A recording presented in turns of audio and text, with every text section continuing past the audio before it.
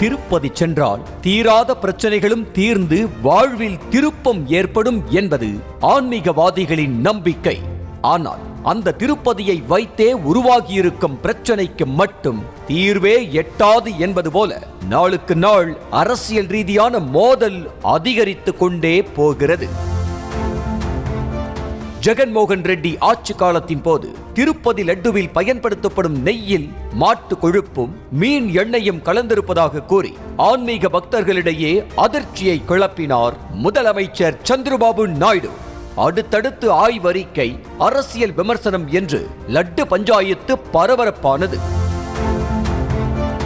கோயிலின் புனித தன்மை கெட்டுப்போக ஜெகன்மோகன் ரெட்டி அரசுதான் காரணம் என சந்திரபாபு நாயுடு பகிரங்கமாக குற்றம் சாட்ட, புனிதத்தை மீட்க கோயிலில் யாகம், துணை முதலமைச்சர் பவன் கல்யாணின் விரதம், வீட்டு வாசலில் விளக்கேற்றுதல் என பரிகாரங்களும் நடைபெற்றன.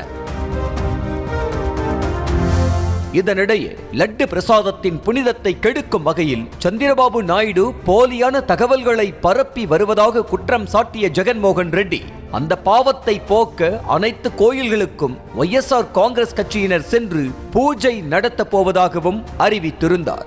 அத்தோடு தாம் திருப்பதி ஏழுமலையான் கோவிலுக்கு செல்ல உள்ளதாகவும் கூறினார். இந்த நிலையில் யாரும் எதிர்பார்க்காத வகையில் மாற்று மதத்தினர் திருப்பதி கோயிலில் வழிபடுவதற்கான வழிமுறைகளை மாற்றியமைத்து தேவஸ்தான நிர்வாகம் அறிவித்தது. அதன்படி இந்துக்கள் அல்லாதோர் கோயில் நிர்வாகம் வழங்கும் இறை படிவத்தில் கையெழுத்திட வேண்டும் என கட்டாயமாக்கப்பட்டது. இந்த நிலையில் தன்னுடைய திருப்பதி பயணத்தை திடீரென ரத்து செய்வதாக கூறி பகீர் கிளப்பிய ஜெகன்மோகன் ரெட்டி தன்னை கோயிலுக்கு செல்ல விடாமல் போலீசார் நோட்டீஸ் வழங்கி தடுத்ததாகவும் இதற்கு முழுக்க முழுக்க காரணம் சந்திரபாபு நாயுடுதான் என குற்றம் சாட்டினார். மேலும் மாநிலத்தில் பேயாட்சி நடப்பதாகவும் தங்கள் கட்சியினர் மிரட்டப்படுவதாகவும் புகார் தெரிவித்தார். என்னுடைய மதம் என்னவென்று கேட்கிறார்கள். என்னுடைய மதம் மனிதாபிமானம். அதை டிக்ளரேஷன் படிவத்தில் எழுதி கொள்ளுங்கள் என ஆக்ரோஷமாக தெரிவித்த ஜெகன்மோகன் தாம் வீட்டில் பைபிள் வாசிப்பதாகவும் அதே வேளையில் இந்து, முஸ்லிம், சீக்கியம் என அனைத்து மதத்தினரையும் தாம் மதிப்பதாகவும் கூறினார். மேலும் முதல்வராக இருந்த ஒருவரையே கோவிலுக்கு அனுமதிக்க மறுத்தால் தலித்துகளை எவ்வாறு நடத்துவார்கள் என அவர் கோபமாக கேள்வி எழுப்பி உள்ளார்.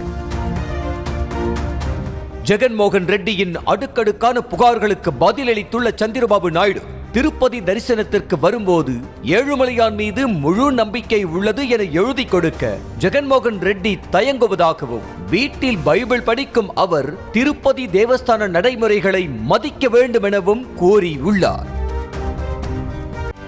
செய்திகளை உடனுக்குடனும் துல்லியமாகவும் தெரிந்து கொள்ள சப்ஸ்கிரைப் பண்ணுங்க.